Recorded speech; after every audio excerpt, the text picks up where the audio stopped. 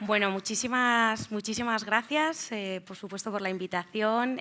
Hoy tenemos, este panel tiene dos retos. Uno, ser concisos y, y el otro, pues ser algo innovadores, porque la verdad que las aportaciones de los paneles anteriores y, desde luego, las presentaciones que estamos escuchando, pues la verdad que son de muchísimo valor, ¿no?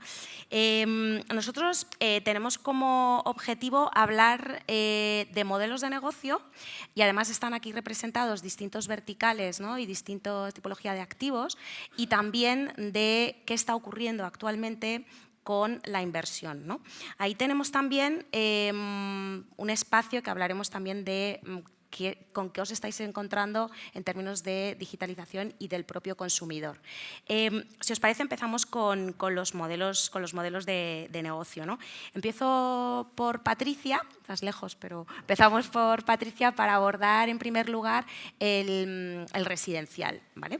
Ahí hablábamos de bueno, ha habido una evolución, todos los que ya llevamos tiempo en este sector hemos visto cómo se ha ido evolucionando desde modelos puramente de build to sell al build to rent, a los, bueno, digamos que a los servicios, ¿no? Dentro de los proyectos.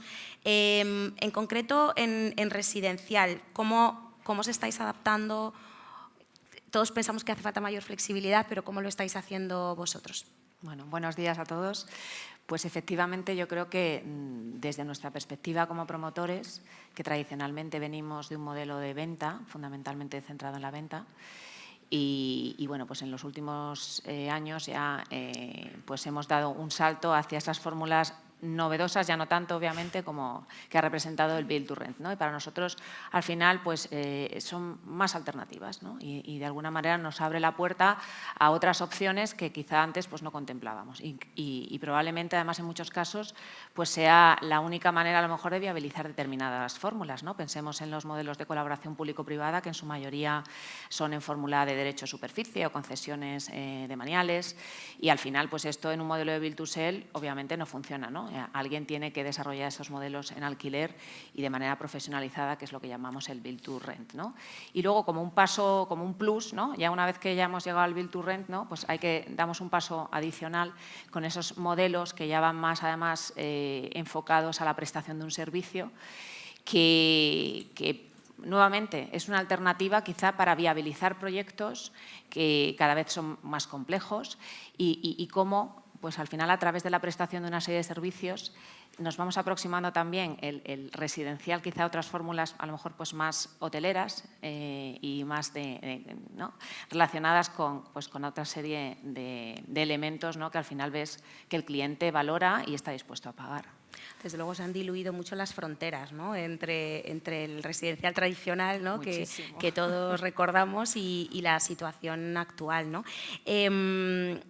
Hablamos, yo creo que lo comentábamos desde el principio y se ha visto también en el resto de paneles, ¿no? Hablamos todos de poner al cliente en el centro, efectivamente a conocer sus preferencias, cuáles son sus palancas de decisión. Aquí, si os parece, abro un poco el abanico tanto a Juan Diego como a Carlos y a Daniel para entender un poco cómo se está trasladando todo este conocimiento a vuestro modelo de negocio actual y también fijándonos un poco más y ya alejándonos del residencial, ese cliente corporativo, ¿no? ¿Cómo están cambiando esas necesidades y cómo os estáis adaptando vosotros en vuestros modelos? No sé si quieres empezar, Carlos. Bueno, yo es que tengo muchos clientes. Tú tienes muchos clientes, es verdad. Es verdad.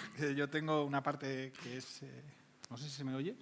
Bueno, yo tengo una parte que es mi corporativo, tengo una parte que son mis estudiantes, tengo mis profesores, tengo mis residencias, tengo muchas cosas que tengo que manejar, ¿no? Y la realidad es muy cambiante y entonces es verdad que yo soy un ser un poco raro en ese sentido, ¿no? No tengo y encima en mi área que está incluida también el servicio a ese cliente, pues más todavía. Básicamente, nosotros al final somos un actor que está forzando cosas. Es decir, yo ahora mismo en Málaga, por ejemplo, que abrimos un campus nuevo, he forzado un cambio he hablado con un desarrollador enfrente que iban a hacer un residencial, he forzado, iban a hacer residencias, pero porque hemos ido con el modelo de negocio y hemos cambiado. ¿Qué ventajas tenía? Que ya esa residencial estaba pensado un poco en la lógica que tú decías, ¿no? Ya iban metiendo una serie de capas que parecían interesantes y que lo que he hecho es, oye, cómo lo puedo adaptar a lo mío, a lo que a mí me interesa y cómo lo puedo ver, ¿no? Para un poco responder a esa realidad. En una realidad que yo tengo cambiante, ¿no? Que es un alumno, por ejemplo, que va creciendo en 5 años y que lo que ocurre cuando tiene 19 años y viene con el padre no tiene nada que ver que lo que ocurre cuando ya el chaval tiene 22 y se da cuenta de que empieza su época de libertad, ¿no? Esto lo hemos hablado muchas veces. Y cómo de repente, pues, incluso alrededor nuestro, o sea, ahora que hay una gran promoción en Villanueva de la Cañada, que va a haber un PAU y tal, lo único que me llegan son informaciones de colivings, ¿no? Es una cosa como muy divertida, que a mí me ha encantado porque así los saco de la residencia y me los llevo al coliving y pueden ver otra cosa. Entonces, entender un poco toda esa complejidad y entender cómo evoluciona. Yo tengo la ventaja de que tengo un gran campo de pruebas. Tengo a 13.000 personas que puedo ver cómo están haciendo y demás, y que encima estoy unido a servicios con luego que os tengo que pedir o que tengo que tener, ¿no? Pero también es un gran reto, porque ¿qué es tendencia real? ¿Qué es lo que me están contando?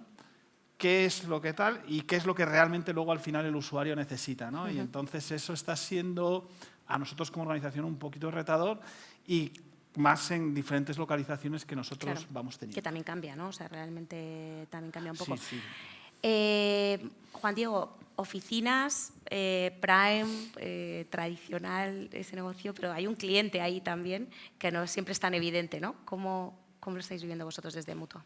Sí, muchas gracias, Sandra, por centrar un poco, ¿no? O sea, nosotros, como la mayoría de vosotros sabréis, nos dedicamos exclusivamente al sector de las oficinas, Prime y en el eje castellana. Esa es nuestra actividad, ¿no? Entonces, yo todo lo que voy a comentar es para nuestro negocio, ¿no? Pues se ha hablado mucho esta mañana de poner al cliente en el centro. Y Carlos ya ha dicho la dificultad, ¿no? Él tiene 13.000 alumnos, 13.000 clientes. Nosotros tenemos 12.000, que son los usuarios que van a trabajar a nuestros edificios, ¿no? Entonces, realmente la dificultad está no en el qué, que estamos todos de acuerdo en que hay que poner al cliente en el centro, está en el cómo lo hago, ¿eh? En el caso nuestro, bueno, pues como las relaciones que tenemos con los clientes, los contratos son a largo, muy largo plazo, nos tomamos nuestro tiempo. Nos tomamos nuestro tiempo y esto va de hablar y va de escuchar, porque tenemos claro que no hay una receta que valga para todos los edificios o incluso para el mismo edificio, ¿no?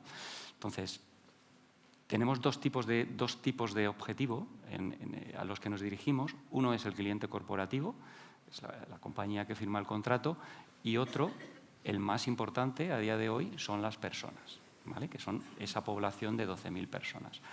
Os puedo poner un par de ejemplos, ¿no? Para que veáis cómo estamos atacando esto, ¿no? En el caso corporativo, cuando nos ponemos a desarrollar el plan de sostenibilidad del área de nuestra compañía, pues nos tomamos nuestro tiempo y le dedicamos más de un año a hablar con todos y cada uno de nuestros clientes, que son 82, y los conocemos con nombre y apellidos, clientes corporativos me refiero, para entender bien cuáles son sus necesidades y cuáles son sus objetivos concretos, ¿vale? En la medida de lo posible, porque no se puede satisfacer evidentemente a todos, eso lo incorporamos a nuestro plan de ESG, porque nuestro plan de ESG tiene valor, evidentemente tiene un valor social y otras muchas cosas, pero realmente tiene valor si es de utilidad para la gente que vive, que trabaja en nuestros edificios, ¿no? Y así, ese fue uno de los pilares de desarrollo del plan ESG. Pongo un ejemplo mucho más concreto. Cuando vamos a hacer una inversión en un edificio, pues tenemos en cuenta cuáles son algunas de las peticiones que nos han hecho los clientes, ¿no? Y adaptamos esa inversión a esa petición, ¿eh? Y en el otro caso, de poner a los 12.000 personas en el centro, claro, aquí lo hemos hecho a través de la tecnología, ¿eh? Nos hemos tomado también nuestro tiempo, 2 años, luego hablaremos probablemente de digitalización, sí. 2 años en desarrollar una aplicación que se llama MutuaCity y que ahora mismo está en plena fase de expansión y que aspiramos a que las 12.000 personas la tengan en el bolsillo. Pero una vez más, tú cuando haces este tipo de iniciativas puedes ir a una caja, compras una aplicación y se la pones a todos, o puedes hablar con todos los clientes, con poblaciones representativas de las diferentes verticales que tenemos, despachos de abogados, empresas tecnológicas, consultoras, etcétera, para realmente saber dónde está el valor y trasladar eso a la aplicación. De hecho, efectivamente, luego tenemos un bloque de adaptación de la organización y de digitalización que me gustaría que también ahondases un poquito más. Daniel, sin abandonar esta pregunta, nos gustaría escucharte. Sí, muchas gracias, Sandra. Nosotros, para poner un poco en contexto también lo que hacemos desde Freo, nosotros principalmente desarrollamos y construimos parques de oficinas, edificios de oficinas. Hemos estado trabajando los últimos 9 años aquí en España en ese sector y recientemente estamos también invirtiendo en el sector logístico, ¿no? Pero yendo a tu pregunta, claro, yo recuerdo hace más de 20 años cuando yo era obviamente mucho más joven, iba a enseñar en una oficina, iba con una copia de un fax, normalmente atendía la primera criba cuando llevábamos oficinas, en general en toda España, Madrid y Barcelona, la secretaria del director general, que hacía la primera criba, y luego ya llegaba el director general, a veces, o el director financiero, ¿no? Y entonces negociabas lo que era prácticamente como si fuera una caja estándar de oficinas, ¿no? Estoy hablando hace más de 20 años. Eso ha evolucionado muchísimo, se ha hecho aquí en los diferentes paneles, ¿no? Ahora, quien te viene a ver la oficina, en muchos casos, depende si es una empresa grande y, por tanto, un grupo corporativo o una empresa más local o pequeña, pero normalmente quien atiende a esa visita es un experto inmobiliario. Puede ser facility manager, puede ser un director de compras que sabe de real estate, o como nos ocurrió hace poco, una persona que había hecho varios másters, a lo mejor con Juan en el IE, de real estate, ¿no? Y saben, por tanto, muy bien de qué están hablando. Son expertos inmobiliarios. Por tanto, nos hemos tenido que adecuar, no solo en estos últimos años desde Freo, sino ya creo anteriormente en el mercado español, que se ha ido, de alguna forma, como se ha dicho también aquí, sofisticando. Y luego ten en cuenta que los players han cambiado. Claro. Antes de la crisis financiera, quien invertía en el mercado español pues eran los nacionales, ¿no? Metrovacesa, Urbis, Colonial, etc. Ahora pues sabemos todos los fondos, los private equity que están invirtiendo en el país, ¿no? Eso ha hecho que de alguna forma se vaya sofisticando y se ha vuelto un mundo más anglosajón, ¿no? Con lo que conlleva, ¿no? Entonces nosotros somos value add. Nosotros, a diferencia de Juan Diego, compramos activos para maximizar el valor, conseguir que el activo tenga un valor mucho mejor que cuando lo compramos, obviamente, y ahí no me quiero extender mucho, pues aplicamos todo lo que se ha hecho aquí, que no quiero repetir, que es como ahora muy manido, ¿no? De pues, intentar construir edificios con todas las amenities, todos los facilities. Yo creo que lo hacemos, aunque tengo que deciros que en algunos casos se utilizan, tienes que tenerlo, pero en algunos casos se utiliza, en otros casos no se utilizan. Efectivamente. Depende si la compañía es corporativa, que te dice, oye, pues esto para mí es condición sine qua non. Si no lo es, depende de, obviamente, no podemos generalizar, donde te dicen, bueno, está muy bien que lo tengas porque debes tenerlo. Como compites más en oficinas ahora, donde estás compitiendo con edificios que ya tienen su gimnasio, su cantina, su rooftop, sus terrazas. Entonces, y siempre se valora, quiero decir. Y entonces eso ¿no? es condición, ¿no? Eso es condición para dar valor. Por tanto, nosotros cuando hacemos nuestro underwriting, nuestro modelo, tenemos muy en cuenta estas necesidades del cliente, porque el cliente se ha sofisticado y sabemos que eso pues, nos lo va a pedir, lo va a requerir, ¿no? Claro. Me gustaría escuchar, me ha pedido también la palabra Alfonso sobre este tema. Gracias, Sandra. Bueno, desde el punto de vista de retail, a ver si hay un segmento en el que tiene más importancia el foco en el cliente, es precisamente el retail, ¿no? Yo, como alguno de aquí, tengo varios clientes también. Uno es el inquilino, que es el que paga las rentas, pero al final, y esto lo tenemos puesto en nuestra misión como compañía, es que si yo soy capaz de superar las expectativas del usuario final y del cliente final en los centros comerciales, voy a ser capaz de atraer a más gente, voy a ser capaz de que se mantengan más tiempo dentro del centro comercial, y eso significa ventas para mis inquilinos y significa más renta para mi compañía, ¿no? Con lo cual, bueno, pues Castellana Properties tiene el orden de 45 millones de visitas en total, que yo creo que es una muy buena base para adquirir conocimiento, y sin duda es uno de los aspectos cruciales a tener en cuenta y a meter dentro de tu modelo de negocio. Desde luego, y cómo ha evolucionado, ¿no? También el conocimiento del cliente en el retail, ¿no? Desde luego. Vamos a pasar, si os parece, a la parte de inversión y a las, bueno, vamos a llamarlo innovación o nuevas formas de inversión, ¿no? Pues en este caso habíamos dicho, bueno, pues para Juan, en primer lugar, Para los que ya llevamos, ¿no?, también tiempo aquí, ¿cómo han evolucionado, ¿no? Y en qué momento estamos ahora mismo en las fórmulas de inversión en los últimos años? ¿Y cómo crees que van a evolucionar? Hay muchísimos lenders diferentes, o sea, ¿cómo crees que van a evolucionar? Sí, la verdad, lo han dicho también en paneles anteriores, a veces no aporto una novedad, pero es cierto que de unos años aquí se está transformando mucho el negocio de inversión, sobre todo el negocio de los fondos, de una inversión en el puro ladrillo a una inversión también en el negocio. ¿Y cómo lo diferencian esos? Muchas veces es con o asociaciones o con la creación de tu propia compañía operativa, la OPCO, es decir, que no solo gestionas la PropCo que tiene el ladrillo, sino además tienes la OPCO para hacer crecer un modelo de negocio, que es un híbrido entre inmobiliario y capital riesgo puro empresarial. De los últimos años, un porcentaje abismal de las transacciones van con ese modelo de negocio. Los hoteleros siempre han ido con ese modelo de negocio. Ahora la corta estancia, la media estancia, el flex living, el co-living, todos van con operadores, ya sea de propia marca o operadores terceros que necesitas para hacerlo crecer. Hasta el negocio de Build to Rent en sí mismo, las compañías que operan Build to Rent a gran escala han tenido que crear su propio operador de negocio. Es decir, que el modelo está yendo a un híbrido donde el negocio en sí mismo no solo es la revalorización del ladrillo en diferentes sectores, no en todos. Logístico es más difícil crear ese tipo de industria, pero en living en general o en hotelero que ya estaba, etcétera, ese modelo de negocio se está transformando.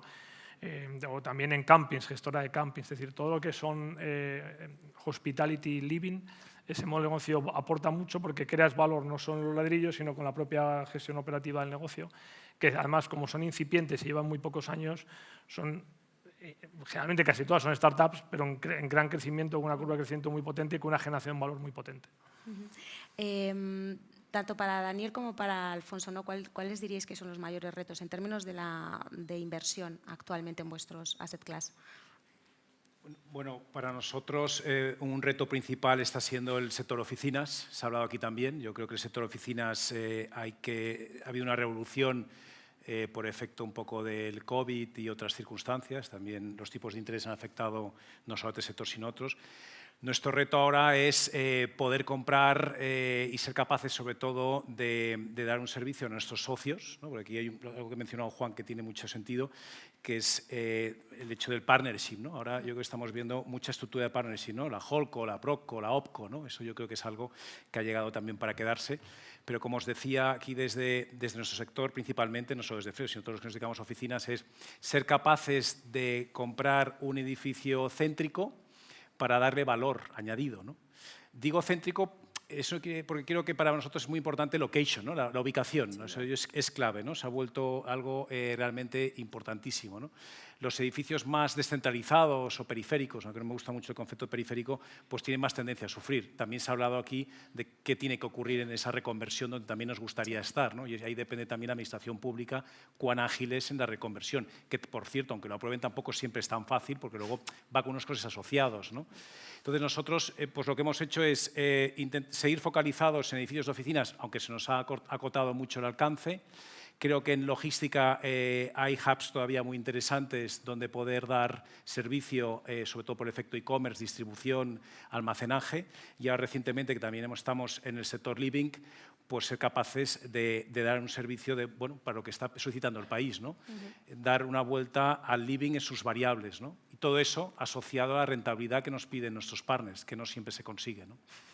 Ese es el reto, ¿no? Desde luego. Sí. Alfonso, por favor. Sí, estoy muy de acuerdo con Juan, desde luego, en el que el sector se ha profesionalizado desde el punto de vista de inversión y sobre todo es más enfocado al negocio que a simplemente a una inversión en ladrillo. En mi mundo, en el mundo del retail, el reto yo creo que ha sido la superación que ya lo hemos superado, ¿no? Ese reto que ha sido desde COVID y desde el apocalipsis del retail, ¿no? En el sentido de que todo el mundo pensaba que esto iba a morir. Y yo creo que ese reto se ha superado ya en el sentido de que muy poca gente sigue pensando que esto va a acabar. Antes Nacho nos ha enseñado todo el tema de los dead malls en Estados Unidos, pero claro, son circunstancias de mercado que no se aplican a todos, ni muchísimo menos, y que después de todo lo que ha pasado durante estos últimos 5 años, sí que se ha demostrado que el retail no va a desaparecer y que va a seguir viviendo ahí. Y la oportunidad viene por ahí, ¿no? Porque ahora se despiertan otra vez los mercados de inversión, vuelve a haber dinero para invertir en retail y las oportunidades están ahí, sin duda. Me gustaría, si os parece, retomar un poco lo que ha iniciado antes Juan Diego con la parte de esa digitalización y esa adaptación, ¿no? de las propias organizaciones, ¿no?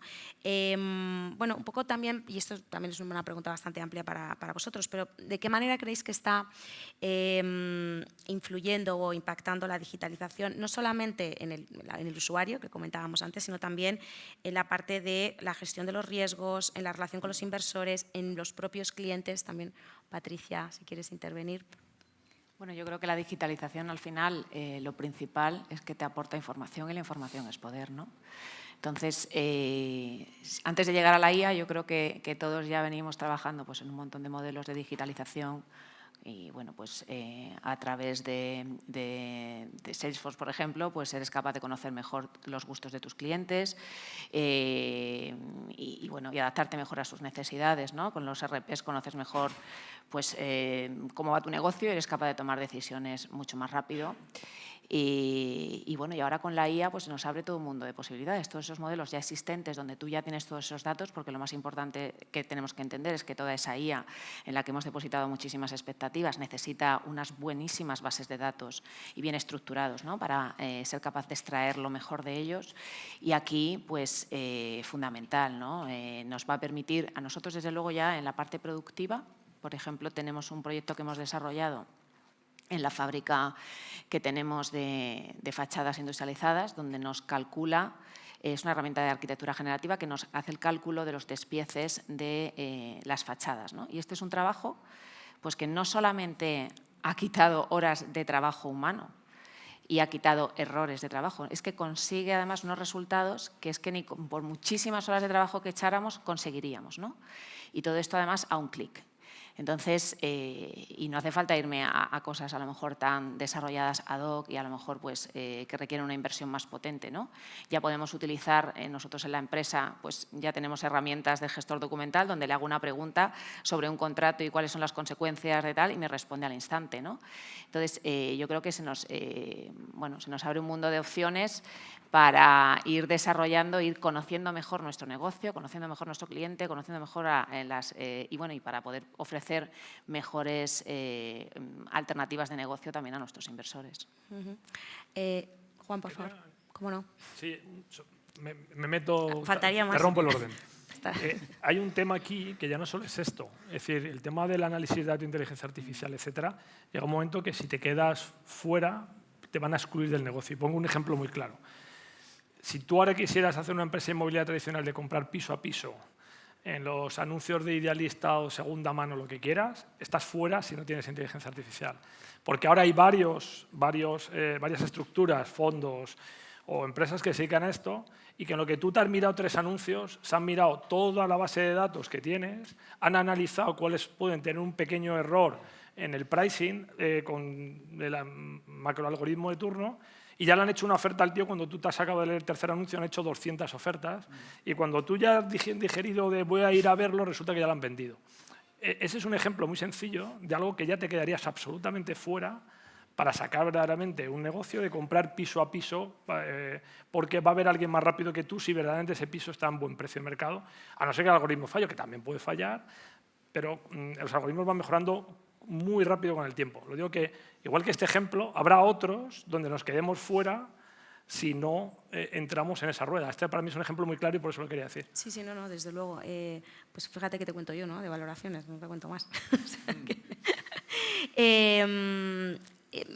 Queríamos retomar un poquito lo que habías iniciado, Juan Diego, con la parte de digitalización para vuestros usuarios. Por aportar otro punto de vista, ¿no? De lo que están comentando Patricia y Juan, ¿no? Más que digitalización, voy a hablar de cómo integramos nosotros la tecnología en nuestro negocio, ¿no? Nosotros vemos como 3 capas, como 3 corrientes, ¿no? Vemos una que está pegada al edificio y que es inherente al funcionamiento del propio edificio, con una aspiración de que el edificio funcione como una máquina, de una manera lo más automática posible y con poca intervención humana y eficientando costes de mantenimiento, etcétera, etcétera. Esa debería ser invisible para el cliente. El estado de madurez de esa tecnología nosotros la entendemos que es medio alto, y el retorno de esta inversión, obtenerlo vía renta en el cliente no es nada sencillo, ¿no? Porque al final el cliente quiere un entregable, y bueno, pues le viene a dar un poco igual si es muy automático o menos automático, ¿no? Pero sí es cierto que ahí vemos un retorno que es muy visible, que es vía la eficiencia operacional y eficiencia energética del edificio. O sea, nosotros entendemos esta primera corriente tecnológica del edificio como una palanca para la descarbonización del edificio. Nos parece vital. Los costes de la energía, sabemos todos que están sometidos a un montón de circunstancias, ¿no?, que meten incertidumbre en los gastos y en las cuentas de los resultados, y qué duda cabe, ¿no?, que ahorrar cada kilovatio cuenta, ¿no? La segunda corriente tecnológica que nosotros vemos es la que se ha hablado aquí durante la mañana en largo y tendido, ¿no? Es la que está relacionada con la experiencia de los usuarios, ¿vale? Mencionaba antes, nosotros la hemos aplicado con un ejercicio de innovación y un ejercicio de diálogo y escucha, ha cristalizado en una aplicación con una propuesta de valor que pensamos realmente hace la vida más fácil a nuestros clientes, que es el objetivo de esta capa tecnológica en nuestros edificios. Y pongo dos ejemplos muy sencillos.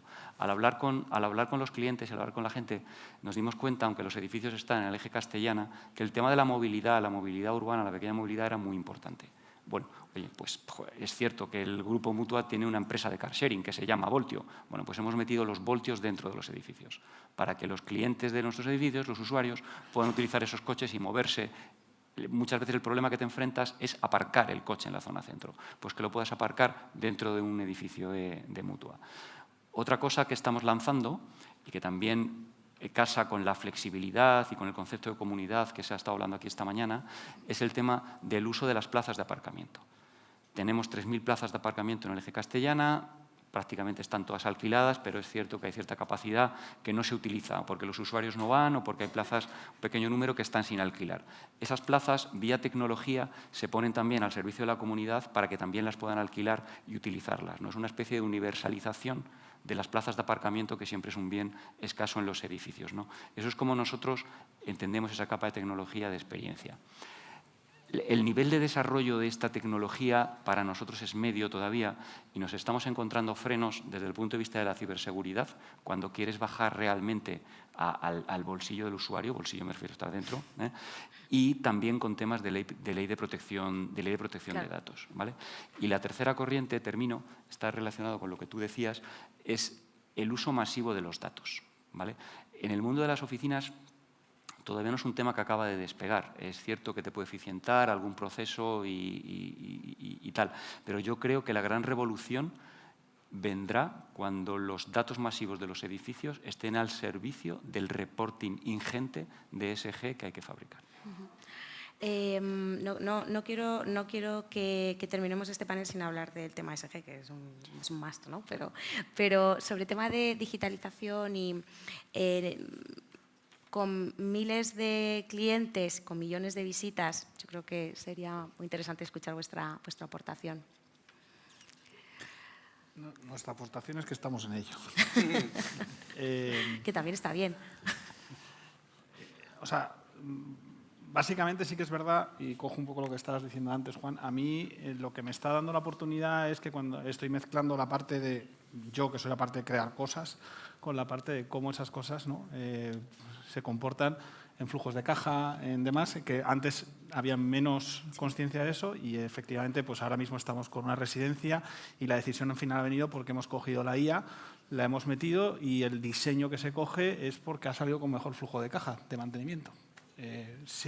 No sé si es más bonito, menos bonito, más eficaz o menos eficaz, pero al final esos han sido los datos. Dos, aplicaciones, etcétera y demás, bueno, nosotros tenemos nuestra aplicación del campus y demás, pero es verdad que nosotros tenemos una ventaja frente a lo que está ocurriendo, por ejemplo, en oficinas, ¿no? Esta lógica de intentar crear comunidad y experiencia, y es que la comunidad y experiencia se genera por sí sola. Claro. O sea, es decir, tenemos alumnos que conviven en un espacio, en un entorno más o menos controlado y que afecta, y luego hay que ver cómo esa comunidad se expande, ¿no? Como si dijéramos en una gota, como si tiras una piedra de agua y es gota, a todo lo que sucede alrededor, ¿no? Entonces hace que el municipio de Villanueva de la Cañada no tenga absolutamente nada que ver con lo que ocurre en municipios de alrededor. Y bien lo sé por temas familiares, ¿no? Entonces, ¿qué ocurre? Que esa parte a nosotros es más medirla y que funcione que no tanto intervenir sobre ellas. Es verdad que estamos intentando lanzar lógicas de campus, es verdad que estamos intentando también contar un poco la experiencia para ver qué cosas nos podemos llevar a otros sitios y demás, ¿no? Pero, y cuando yo estaba en la otra parte de la barrera, en la parte de diseño, era el ejemplo que siempre seguíamos, ¿no? Es decir, oye, cómo las comunidades educativas ya, esa comunidad, ese momento y tal, y luego hay que únicamente orientarlas un poquito y cosas que es como muy complejo, ¿no? Lo decías antes y me ha parecido súper acertado. Oye, es que he puesto el gimnasio, he puesto el coworking, he puesto no sé qué y se la pela. Y perdóname, en algunos casos, tal, no sé qué, ¿no? Porque tiene que ver mucho con la lógica. En mi caso es más sencillo, ¿no? Oye, pues vamos a poner un gimnasio, sí, porque va a funcionar. Ahora, o va a poner no sé qué, va a funcionar porque son chavales y al final pues funciona. Y lo que hay que ver es cómo hacemos la cafetería un poco mejor y cómo esa cafetería convive en situaciones de que hay chavales entre semana, pero hay posgrados en fin de semana, ¿no? Y esas lógicas entenderlas. Es verdad que nos van a ayudar las de tal, pero estamos más en una lógica de observar que no de intervenir. ¿no? Como decías. Yo creo que hay mucho que aprender del retail, ¿no? A lo mejor, Alfonso. Sí, bueno, en el tema, sobre todo innovación y digitalización, esto ha sido un reto muy personal, ¿no? Que yo me he empeñado. De hecho, en Castellana tenemos un cino, somos 30 y tantas personas, no somos muchos, pero tenemos un cino porque ya en 2020 me volví loco y me metí a toda la empresa en unos cursos de innovación, ¿no? Pero porque yo creía que esto es una inversión a largo plazo, sin duda, y que hay que tenerlo. Sacamos varios proyectos ahí para ver si los podíamos hacer, pero al final lo que me ocurría es que se ven muy pocos casos de uso de innovación y de digitalización en real estate, ¿no? Y en retail especialmente, ¿no? De hecho, pues nuestro cino, que lleva 3 años ya con nosotros, hace un scouting de 100 o casi 200 proyectos que hay ahí fuera, que se supone que son servicios y productos para que nos pudieran servir, y muy poquito nos está sirviendo, ¿no? 2 proyectos que sí que hemos podido avanzar con, de innovación y de digitalización, es pues eso, el aunamiento de todas las bases de datos, el conectar, pues por ejemplo, hemos conectado Informa a toda nuestra base de datos de inquilinos, y en el momento que Informa, Dun & Bradstreet, tiene un aviso sobre alguno de nuestros inquilinos respecto a un cambio dentro de su rating financiero, avisa al asset manager, salta la alarma y entonces, bueno, pues ahí hay una especie de reacción.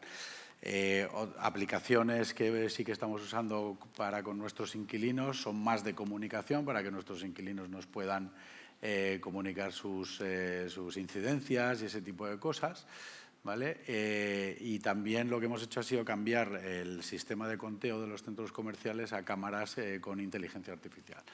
Es cierto que por protección de datos, como contaba Joan, que no puedes aguantar esos datos más de un día, pero sí que la inteligencia artificial es capaz de agrupar esos datos y segmentarlos en los diferentes segmentos que queremos para saber la persona del centro comercial, para saber estadísticas en general.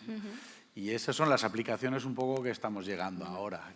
Queda muchísimo, por supuesto, hay que estar ahí. Inteligencia artificial todavía queda mucho camino, pero por ahora las aplicaciones son escasas. Muy bueno, pero te permite adelantarte también de alguna manera, ¿no? a los acontecimientos, tanto en Sí. base al inquilino como tendencias, ¿no? O sea, que también es interesante. Bueno, no, a mí me cortan la cabeza si no cumplimos el tiempo, así que aquí pone 4 minutos, yo aquí 4 minutos.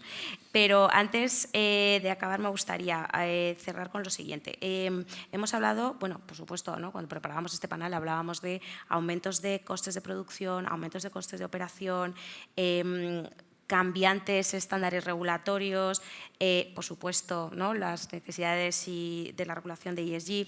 Entonces, abiertamente a todos, ¿cuál es vuestra posición respecto a su impacto en vuestro propio modelo de negocio y hacia dónde pensáis que irá el sector en este sentido? No solamente en España, porque algunos también tenéis capital internacional, entonces también a nivel internacional hacia dónde queréis que vamos, así como en modo telegrama. Empezamos por aquí, si quieres. Fundamental, es un must, te lo exigen.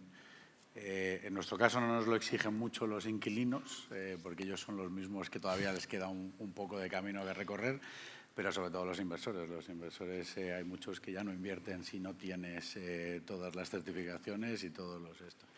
Y ESG son 3 siglas, ¿no? Environmental es una, que por supuesto tus edificios tienen que tener las certificaciones BREEAM o LEED o la que tal, pero tienes que tener también acción social y tienes que tener muy buena gobernanza, ¿no? Y para ello lo tienes que demostrar, tienes que estar también con frameworks en los que te digan que lo estás haciendo bien. Así es. Y hoy por hoy es un coste, pero tú desde el punto de vista de valoraciones podrás decir si al final, tarde o temprano, ese coste se convertirá en un retorno. En ello estamos.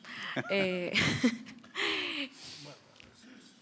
que dice todos, ¿no? Que al final es un check y es verdad que claro, la parte de E, ¿cómo no lo vas a hacer, ¿no?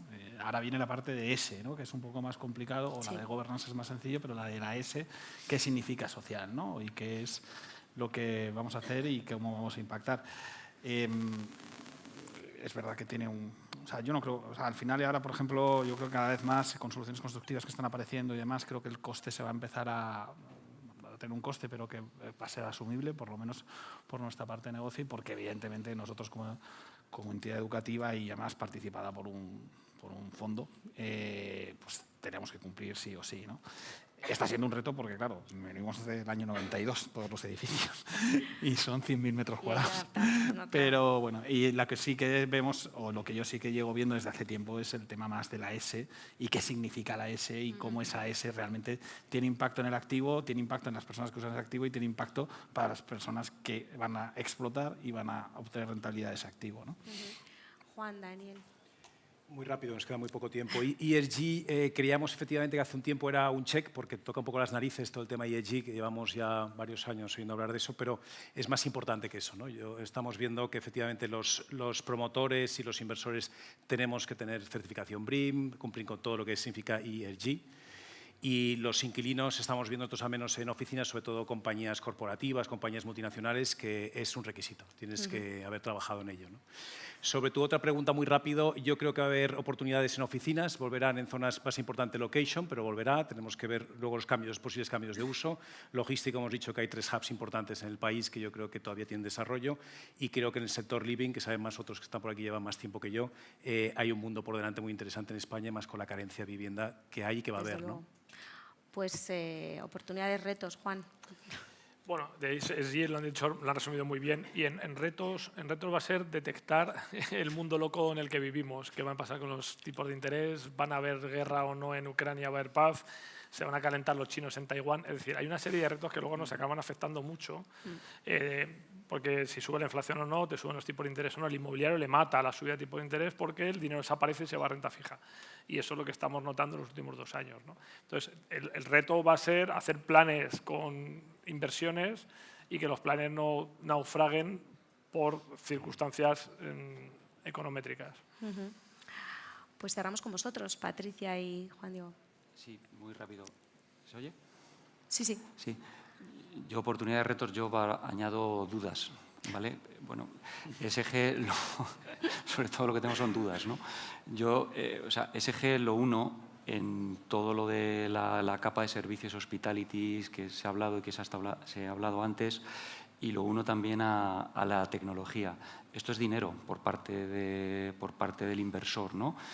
Cada vez más la regulación cada vez aprieta más. El código técnico está ahora mismo en consulta pública, transponiendo parcialmente la eficiencia de la Directiva de Eficiencia Energética Europea. Vendrá más Directiva de Eficiencia.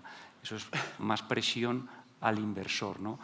Yo creo que ahora mismo existe cierto desequilibrio en que el propietario, hablo desde el punto de vista del propietario, tiene que ofrecer esto, y la demanda, bueno, pues está en una posición cómoda que no se traslada realmente al incremento de rentas, ¿no? Yo tengo una duda si esto en el futuro, bueno, va a ser sostenible en el tiempo. La segunda duda que tengo, relacionada con los costes de la inversión, de los costes de la construcción, perdón, quería añadir también el tema de la disponibilidad de recursos para poder construir, ¿vale? Nosotros acabamos de terminar las Torres de Colón, como sabéis, y realmente te das cuenta, ¿no?, en un proyecto que dura unos cuantos años por la propia complejidad, que es francamente difícil con empresas de primer nivel encontrar mano de obra para poder cumplir plazos. Ya no solo mano de obra ¿no?, que está en la obra, sí. La capa de mano de obra cualificada también sí. realmente nosotros notamos que hay tensión en el mercado, ¿no? Si juntas las dos cosas, lanzo la segunda duda, que es, oye, en el futuro rehabilitar, construir, ¿va a ser tan sencillo empezar como cuando yo quiero, tengo el activo, tengo financiación, o voy a tener que meter una tercera variable que es puedo, porque el mercado me lo ofrece? Y quiero añadir una tercera, si me le tenéis que invitar el año que viene, porque tiene muchas dudas. Una tercera que sí veo una oportunidad, ¿no?, de cara a la rehabilitación, ¿no?, de diferentes usos, ¿no? Madrid ya está construido, Madrid tienes que ir 2 o 3 coronas fuera, ¿no? Madrid está acabado, ¿no? Entonces, cada día nos vamos a encontrar que el catálogo de edificios protegidos se amplía. Acabamos de pasar una revisión del catálogo de edificios protegidos, patrimonio de edificios del siglo XX va a crecer y eso, nos guste o no, le quita grados de libertad a los edificios. Para mí, para que el sector continúe creciendo de una manera sana, es muy importante y hay una oportunidad magnífica con el nuevo plan general que se va a hacer, que se incorporen herramientas de flexibilidad en los edificios que están protegidos para que puedan albergar tecnología, servicios, nuevos usos, etc. Muchas gracias. Patricia, Bueno, a cierras ver tú. si soy capaz de sintetizar, porque es una pregunta muy interesante y que requeriría, pues, seguramente más tiempo del que tengo y que quiero ocupar. Pero bueno, rápidamente, para nosotros en mi vertical, que al final es el residencial, el reto sin duda es poder dar respuesta a la necesidad dramática de vivienda que tenemos y no morir en el intento. Nosotros, a diferencia de oficinas o de retail, donde han pasado pues, momentos donde su problema es la demanda, nuestro problema es la oferta, es justamente lo contrario, y al final somos el foco pues, también pues, de mucha politización, mucha demagogia, y por eso digo no morir en el intento, porque a veces, y ahora ligo un poco con la S, ¿no?, que reclamaban algunos de los contertulios aquí de cómo no le estamos prestando atención a la S. Porque, por ejemplo, por poner un ejemplo, la semana pasada se ha anunciado que si se iba a retirar el régimen SOCIMI y estamos constantemente que si la ley de vivienda, bueno, pues todo esto tiene un traslado inmediato. Nosotros hoy nos hemos presentado a un concurso público y obviamente yo eso ¿cómo lo he trasladado? Pues he tenido que, en mi binomio de riesgo-rentabilidad, pues ¿esto qué ha supuesto? Pues que le tengo que pedir más rentabilidad, porque además yo este proyecto tengo que ofrecerlo a un inversor tercero que sé que me va a pedir más rentabilidad a cambio de ese mayor riesgo. ¿Y esto al final en qué se traduce? Pues en que soy capaz de hacer una oferta menos interesante al final para el ciudadano final, ¿no? Entonces, al final, resulta que al que se supone que quieren proteger, al final acaban produciéndose el efecto justamente el contrario, ¿no? Entonces, nuestro reto es conseguir ofrecer esa solución a ese problema sin que rompamos este tablero de juego, ¿no? y que de alguna manera hoy al final pues, no salgamos escaldados en el intento. Bueno, muchísimas gracias. Nada, no nos hemos pasado nada, Francisco, un par de minutillos.